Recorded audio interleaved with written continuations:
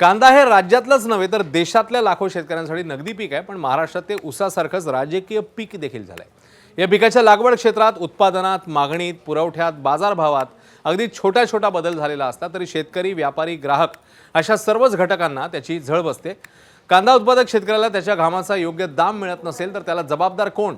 कांदा प्रश्नात शेतकरी हिताचा मुद्दा हा कांद्याच्या वरच्या पापुद्र्यासारखा आहे असं म्हणावं लागेल। त्या पापुद्र्याच्या खाली कांदा कापल्यानंतर जशा कांद्याच्या अनेक गोल-गोल लेयर्स असतात तसेच किचकट मुद्द्यांचे अनेक स्तर यामध्ये दडलेले आहेत। हे सगळं सांगण्याचं कारण की सोलापूरच्या करमाळा तालुक्यातले शेतकरी अंकुश गुंजाळ यांनी आपल्या शेतात प्रचंड कष्टाने पिकवलेला कांदा 21 एप्रिलला सोलापूरच्या शरीफ ट्रेडर्स या आडत दुकानावर विक्रीसाठी आणला। एकूण 73 पोती कांदा विक्रीसाठी त्यांनी आणलेला, मात्र बाजारपेठेत कांद्याची आवक वाढली आणि मागणी घटली, त्यामुळे कांद्याला प्रति किलो फक्त 50 पैसे भाव मिळाला। गुंजाळ यांच्या हातात 5068 रुपये आले खरे, पण त्यातून वाहन खर्च, हमाली, तोलाई आणि इतर खर्च वजा जाता त्यांच्या हातात फक्त आणि फक्त 400 रुपये उरले।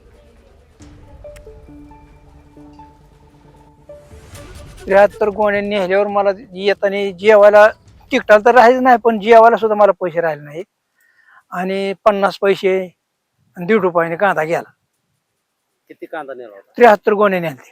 किती पट्टी आली, काय झालं? पट्टी 400 रुपये आली, सगळं खर्च जाऊ। खर्च कमीत कमी 50-60 हजार रुपये खर्च झाला असेल।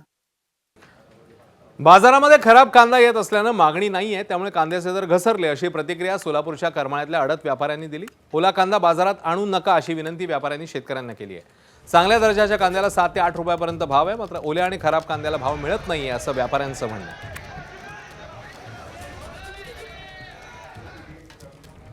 मार्केटमध्ये 70 ते 80% माल खराब यायला लागलाय। शेतकऱ्याला आम्ही वारंवार सांगायला लागलो, चांगलं क्वालिटी माल असेल तर भरा, सिंगल पत्ती बारीक माल आणू नका म्हणून मार्केटमध्ये माल आणायला लागले। इथं शेतकऱ्याचा खर्च पण निघे नाही तर व्यापाऱ्या माल घ्यायला तयार नाही आणि महत्त्वाचं व्यापाऱ्याला बोलून दिलं तरी माल नको, म्हणजे एक दिवस माल ठेवले की दुसऱ्या दिवशी माल पाणी व्हायला लागलाय।